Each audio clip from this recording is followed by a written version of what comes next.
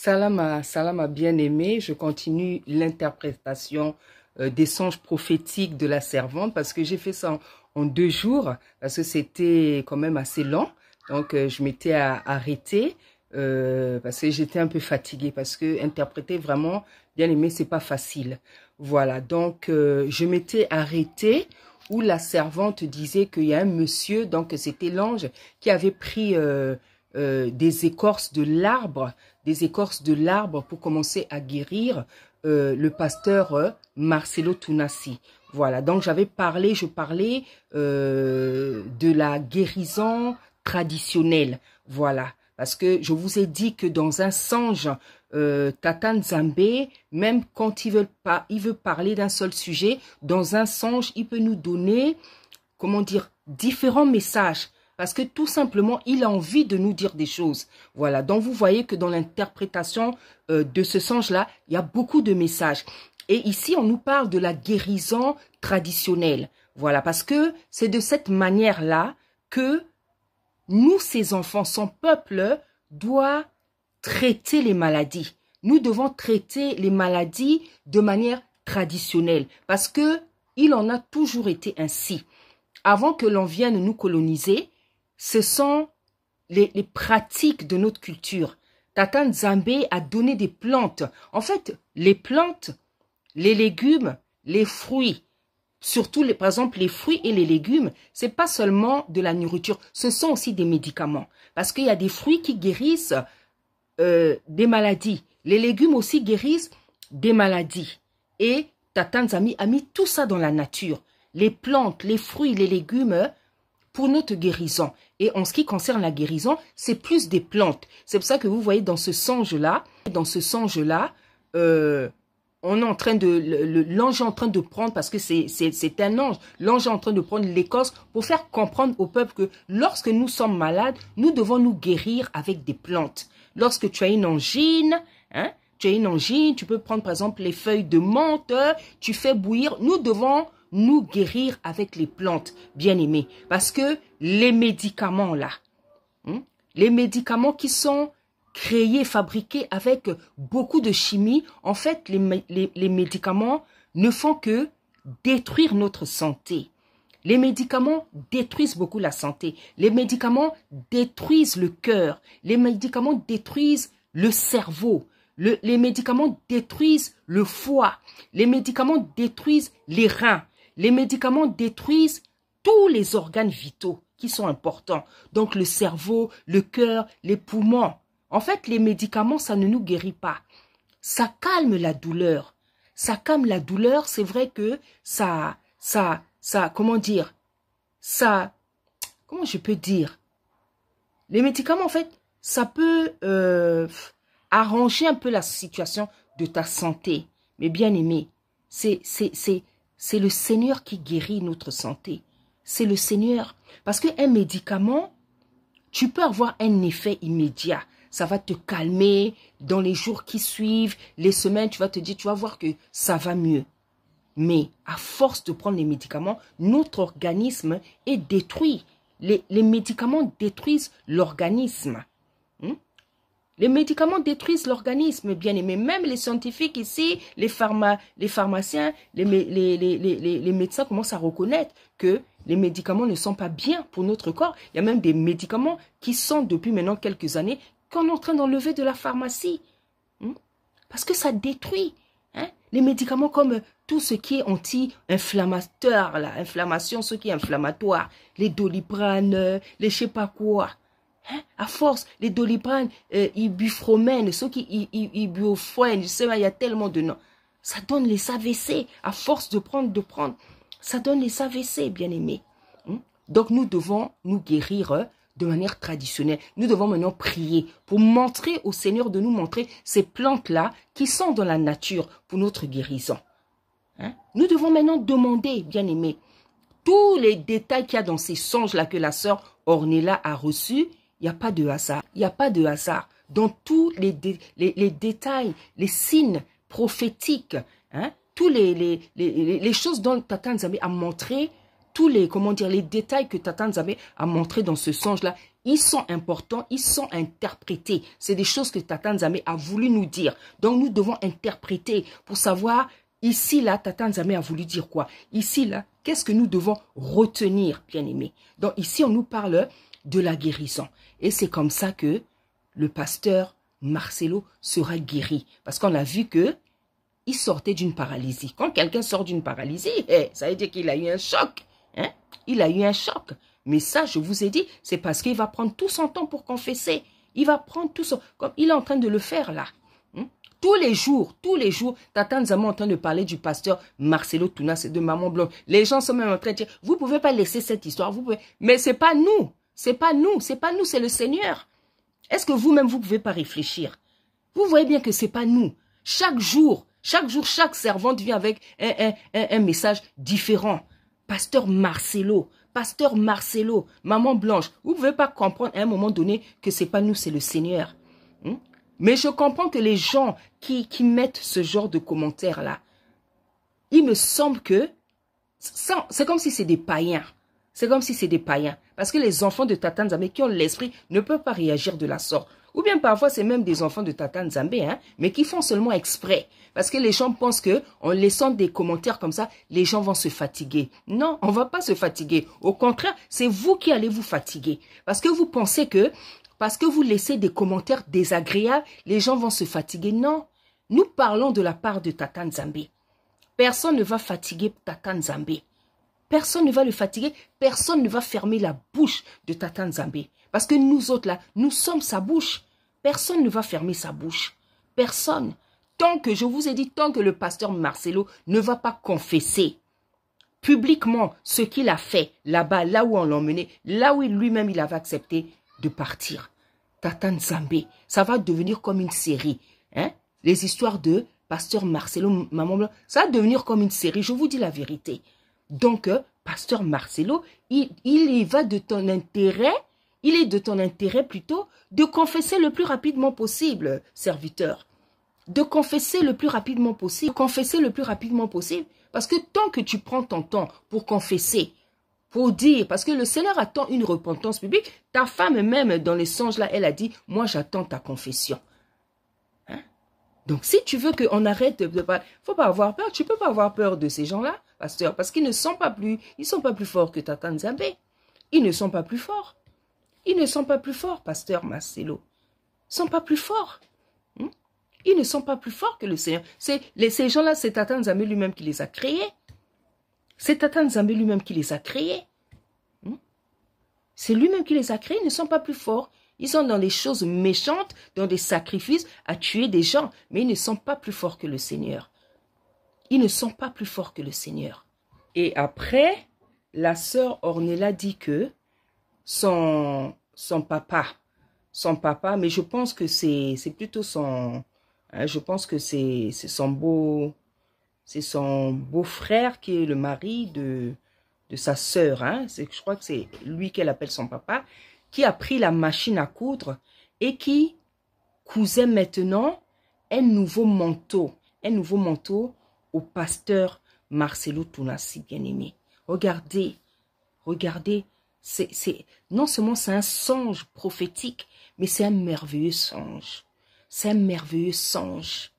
Hein? Le pasteur Marcelo, il sait, les serviteurs, les servantes, vous savez déjà qu'est-ce que ça veut dire, un nouveau manteau. Un nouveau manteau. Une nouvelle onction. Hein? Donc, Tata Nzambe veut te pardonner, serviteur. Le Seigneur veut te pardonner. Il veut même te donner une nouvelle onction. Puisqu'on dit que c'est l'ange, c'est le Seigneur lui-même qui va te recoudre. Parce que il est le couturier des couturiers. Il est l'artiste des artistes. Il est l'architecte des architectes. C'est lui qui a commencé à habiller l'homme. Le couturier des couturiers. C'est Tata Nzambe. Et moi, il s'est déjà révélé à moi en tant que couturier. Parce que je suis styliste, modéliste. Je l'ai déjà vu me parler. Il avait pris l'image d'un couturier, mais je savais que c'était le Seigneur. Hein? Cette personne-là qui coud un nouveau manteau. C'est qui donne les manteaux? Le manteau, c'est une onction. C'est Tata Nzambe qui nous distribue les onctions. Hein? Donc, là, le Seigneur est en train de nous montrer que il va le restaurer. Il va te restaurer, Pasteur Marcelo. Pasteur Marcelo. Franchement, moi, ça me dépasse. Ça me dépasse quand je vois, quand le Seigneur veut pardonner quelqu'un, il veut te pardonner. Tu prends tout ton temps. Tu prends tout ton temps pour faire la repentance. Ça me dépasse. Il y a des gens qu'on ne cherche même pas à pardonner. Il y a des gens, quand ils ont fait une faute, ils meurent. Il y a des gens, quand ils font une faute, ils meurent. Mais il y a d'autres personnes, Tata Nzambe va leur laisser même pratiquement même toute la vie. Le Seigneur est vraiment souverain. Hein? Mais pasteur Marcelo, que cette grâce, que cet amour pour le Seigneur ne te trompe pas. Ne te trompe pas. Ne te trompe pas. Ne te trompe pas. Tu es en train de prendre tout ton temps pour confesser, pour te repentir. Parce que à travers les différents messages, tu es en train d'entendre que le Seigneur t'aime beaucoup. Que cet amour du Seigneur ne te trompe pas. Le Seigneur, il est très, très, très souverain. Il est très souverain. Moi, j'ai déjà vu rêver le Seigneur dire quelque chose et puis changer. Hein? J'ai déjà vu ça. J'ai déjà vécu ça. J'ai déjà vécu. Le Seigneur promettre quelque chose, dire quelque chose et puis changer. Changer sa décision. Le Seigneur te fait comprendre qu'il te pardonne. Il veut que tu confesses. Nous ne comprenons pas pourquoi tu ne veux pas confesser. Toi-même, tu sais vraiment pourquoi tu ne veux pas confesser. Tu as pris le temps d'aller te reposer. Au Maroc ou en Espagne, je ne sais pas où. Tu penses aller te reposer parce que tu sais que ton corps a besoin de repos. Mais tu oublies ce dont le Seigneur a besoin. Tu as pris soin de ton corps, de ton esprit, de ton âme. Tu as été éprouvé, tu sais que ton corps a besoin de se reposer. Mais ton Dieu a besoin de quoi? Ton Créateur a besoin de quoi? Ton Seigneur a besoin de quoi? Que tu fasses la repentance. Tu as pensé à toi, tu as pensé aux enfants, mais est-ce que tu as pensé au serviteur, à ton Créateur, qui te tient encore en vie? Qui te tient encore en vie? Qui te tient encore en vie? Parce que si ce n'est pas lui, Pasteur Marcelo, tu n'es plus là et tu ne seras pas là. Parce que ce que font tes amis là, c'est Tata Nzambe qui te tient en vie. Tu prends tout ton temps pour confesser parce que dans toutes les vidéos, tu es en train d'entendre que le Seigneur aime beaucoup le pasteur Marcelo. Papa, moi, je suis ta petite sœur dans le ministère. Donc, tu connais beaucoup plus de choses que moi. Il y a des choses que je ne peux même pas t'apprendre. Je pense que tu sais que Dieu est très, très, très souverain. Très, très souverain. Très, très souverain. C'est même pas une chose que je peux t'apprendre. Nous ne devons pas nous habituer à l'amour de Tata Nzambe, à sa grâce, à sa miséricorde, à sa compassion. Nous ne devons pas nous habituer. Nous ne devons pas le prendre comme notre ami. Il est notre papa, mais il n'est pas notre copain, ni notre camarade. C'est un feu dévorant. Je ne peux pas t'apprendre ça, pasteur Marcelo. Je ne peux pas t'apprendre ça. Nous ne devons pas nous habituer à son amour. Comme si il nous aime tellement qu'on a le droit de faire ce qu'on veut. Lorsque Tata Nzambe te demande quelque chose, tu n'as même pas le droit d'hésiter. Tu n'as même pas le droit d'hésiter. Surtout pour ce que tu as fait, là où tu allais mettre les pieds. Tu as intérêt à sortir de là, te confesser le plus rapidement possible. Parce que c'est terrible. Ce que tu as fait, c'est terrible. C'est vrai que nous commettons tous des péchés. Mais ce n'est pas tout le monde qui va dans le camp de Satan. Tu es allé dans le camp de Satan. Tu es allé dans... Donc, ce n'est pas une petite chose. Ce n'est pas une petite chose. C'est pour ça que le Seigneur parle que de ça chaque jour. Ce n'est pas une petite chose, pasteur, ce que tu as fait là.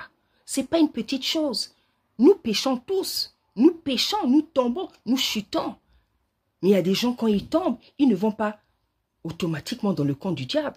Mais ce que tu as fait là, non. Tu as poussé le bouchon loin. C'est comme si moi, aujourd'hui, je vais dans la franc-maçonnerie. Je vais dans la franc... C'est ça. C'est comme si moi, aujourd'hui, maman Déborah, les gens entendent, oh, maman Déborah est maintenant dans la franc-maçonnerie. Ça va en choquer plus d'un, hein? Ça va en choquer plus d'un. Parce que je ne pourrais même pas faire ça de ma vie. Je ne pourrais même pas faire ça. Je ne pourrais même pas faire ça. Il y a des choses que moi, je sais que dans ma vie, je ne pourrais jamais faire. Moi, j'ai connu une époque où je demandais pratiquement de l'argent aux gens, aux passants dans la rue. Parce que il y a des choses que je ne peux pas faire. Donner mon corps pour manger, c'est des choses que je ne pourrais jamais faire dans ma vie. Parce qu'on ne commet pas tous les péchés. Mais quand on est enfant de Tata Nzambe, quand on est serviteur, un réel, une véritable servante, quand on pêche, on se relève, on se repent et on continue sa route. Mais tu es en train de prendre tout ton temps. Tu es en train de prendre tout ton temps. Parce que tu as peur des gens qui t'ont emmené là-bas. Tu as peur des gens qui t'ont trompé. Toi, tu as peur d'eux. Pasteur Marcelo, tu n'as pas peur du Dieu tout vivant. Du Dieu tout puissant. Pasteur Marcelo, vraiment. Donc ici, là, la personne, le papa là, qui a pris la machine à coudre pour coudre un nouveau manteau, c'est le Seigneur qui va te restaurer, qui va te donner une onction nouvelle. Parce que tu le veuilles ou pas, papa, tu vas te repentir, tu vas confesser, afin que Tata Nzambe te restaure, parce qu'il ne veut pas te tuer. Parce que s'il a déjà montré tout ça, ça veut dire que ça va se passer. Le nouveau manteau, c'est l'onction. Hein? Nous connaissons l'histoire de Élisée qui a récupéré le manteau d'Élie. Donc nous savons que le manteau, c'est l'onction. Et ici, on voit que un ange, le monsieur te coud un nouveau, c'est le Seigneur lui-même. Donc tu seras restauré. Donc que tu le veuilles ou pas, un jour, tu vas confesser. Un jour, tu vas confesser, papa. Le Tata Nzambe ne te laisse même pas le choix. Il ne te laisse pas le choix. Parce que comme j'ai dit, il y a des gens, il aime tellement. Il est prêt, même s'il ne te tue pas, il te frappe pas. Comment dire? Il te tue pas. Il va pas te tuer. Il va t'arriver quelque chose, mais il ne va pas te tuer. Parce que la Bible dit qu'il fait grâce à qui il veut. Il fait grâce à qui il veut. Il fait miséricorde à qui il veut. Donc voilà ici, le monsieur qui a pris la machine à coudre pour coudre un nouveau manteau, c'est le Seigneur lui-même. C'est le Seigneur lui-même qui va donner une nouvelle onction. Ça veut dire qu'il sera pardonné, il sera restauré. Parce que si tu as une nouvelle onction, c'est pour continuer à le servir. Mais avant d'arriver là, papa, si tu prends tout ton temps, pasteur Marcelo, pour faire la repentance, ça ne sera pas sans cicatrice, hein, puisque tu prends tout ton temps. Ça ne sera pas sans séquelles, si je peux m'exprimer ainsi. Et après, la sœur Élise dit que Marcelo, maman Blanche, ils étaient maintenant devant l'arbre, de qui on tirait les écorces pour guérir. Donc là, ils étaient maintenant devant Tata Nzambe. Parce que l'arbre, ça représente une personne. Nous avons l'exemple dans le livre de Daniel. L'arbre qui représentait le roi Nebuchadnezzar, ceux qui vous me pardonnez, je n'ai jamais réussi à dire ça. L'arbre là, c'était le Seigneur. On tire les écorces, on tire les... Parce que c'est de lui qu'on tire la guérison. Après, la sœur Élise disait donc à ce couturier-là, qui est l'ange, qui est le Seigneur, qui est l'ange, ah, tu couds un nouveau manteau pour le pasteur, mais dis-lui de quitter son entourage. Dis-lui de quitter son entourage qui est tellement pourri. Donc, au moment où la sœur Élise parlait, elle devenait elle-même comme un ange. Elle devient elle-même comme un ange. elle devient... C'est ça les mouvements spirituels des songes. C'est les mouvements spirituels des songes. Parfois, tu es comme un être humain dans le songe. Tout d'un coup, tu deviens comme un ange. C'est ça. Le monde des songes, bien-aimés. L'interprétation des songes. Demande à Tata Nzambe de te donner ça. C'est un monde merveilleux. C'est un don exquis. C'est une grâce excellente. L'interprétation des songes. C'est merveilleux. Lorsque vous avez ce don, lorsque vous êtes dans la peau de la personne qui interprète, bien aimé, il n'y a que Tata Nzambe qui sait ce que ça fait. Vous savez, l'interprétation des songes, c'est comme le plaisir que ça fait, c'est comme une maman, une femme qui est en train de préparer pour son mari et pour ses enfants. Lorsqu'elle a fini de préparer, elle est contente de voir comment son mari et ses enfants sont heureux. Voilà l'effet que fait l'interprétation des songes. C'est un don excellent. C'est une grâce particulière. Regardez Joseph et Daniel, la facilité avec laquelle ils interprétaient les songes. Quand tu as ce don-là, tu vas interpréter les songes comme de l'eau qui coule. Moi, parfois, j'interprète les songes. Moi-même, je suis émerveillée. Je dis, Seigneur, c'est vraiment pas moi. Je dis, Seigneur, c'est vraiment pas moi. Je dis, Seigneur, c'est vrai. Et je remercie le Seigneur. Que Tata Nzambe vous accorde cette grâce. Au nom puissant d'Issaïa Congo. Que Tata Nzambe vous accorde cette grâce. Au nom puissant d'Issaïa Congo. Voilà. Donc, la sœur disait, dis-lui de quitter ce milieu. Donc, le milieu là, c'est le milieu, donc quel milieu? Les gens, les pasteurs que vous connaissez, qu'on a déjà cités, qui sont en train de suivre tous les jours les messages qu'il y a sur le pasteur Marcelo. Tous ces pasteurs-là, il y a des vidéos là, on a écrit, oh, les faux pasteurs. Hein? Ils étaient même là aux funérailles. Hein? Et c'est ce qui est terrible aux funérailles. Moi, je n'ai pas suivi toutes les funérailles. Hein, et je ne peux même pas dire que j'ai suivi ça. Voilà, je n'ai pas suivi ça. Voilà, je n'ai pas suivi. Mais j'ai vu rapidement quelques têtes. On a l'impression que les gens qui étaient aux funérailles, les pasteurs qui étaient aux funérailles, on a l'impression qu'ils étaient... C'est-à-dire que ça s'est fait tellement rapidement, l'impression qu'ils n'étaient pas loin. On a l'impression qu'ils n'étaient pas loin. L'impression que tout ça, c'était déjà préparé. Ça donne des sueurs froides, bien-aimés. Ça donne des sueurs froides. Ça donne des sueurs froides. Donc, dans le rêve, elle dit au pasteur, parce que elle qui devient comme un ange, elle dit qu'il quitte ce milieu-là. Pasteur Marcelo, sors de là. Voilà ce que Tata Nzambe te demande. Je ne sais pas pourquoi tu prends tout ton temps, pasteur Marcelo. Ta propre femme attend ta confession. Ta propre femme est en train de souffrir là où elle est. Ta propre femme, la mère de tes enfants.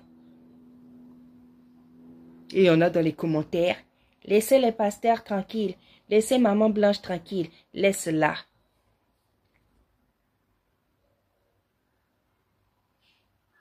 C'est une histoire terrible, hein? C'est une histoire terrible. L'histoire de papa Marcelo et sa femme là. C'est quelque chose d'inhabituel. C'est quelque chose d'inhabituel. C'est quelque chose d'inhabituel. C'est quelque chose, quand vous avez l'esprit, vous sentez que c'est terrible, c'est terrible. Même les gens qui ne connaissaient pas maman Blanche sont en train de souffrir. Parce qu'on sent que la mort là, elle n'est pas naturelle. C'est une mort vraiment des mondes des ténèbres. La facilité avec quelqu'un qui meurt dans le sommeil comme ça, sous l'anesthésie. C'est compliqué. C'est compliqué. Donc après, la sœur dit à la fin de ce songe-là que le Seigneur a pris sa femme. Il a dit à sa femme, repartons à Kinshasa. Repartons à Kinshasa. Donc la restauration. Tata Nzambe va les restaurer tous les deux. La sœur Blanche va ressusciter, le pasteur aura un nouveau manteau Et quand il dit repartons à Kinshasa, plus qu'ils étaient venus à Pointe-Noire, à Brazzaville, repartons à Kinshasa, ça veut dire reprenons notre vie. Reprenons notre vie. Donc, pasteur Marcelo, vous n'êtes pas un enfant. Tout ce que j'ai dit depuis le début là, vous savez ça. Moi, je prêche pour donner le message, je prêche pour le peuple. Tout ce que j'ai dit, je ne peux pas vous apprendre quelque chose. Vous êtes pasteur. Vous êtes pasteur. Ça fait des années que vous êtes dans le ministère.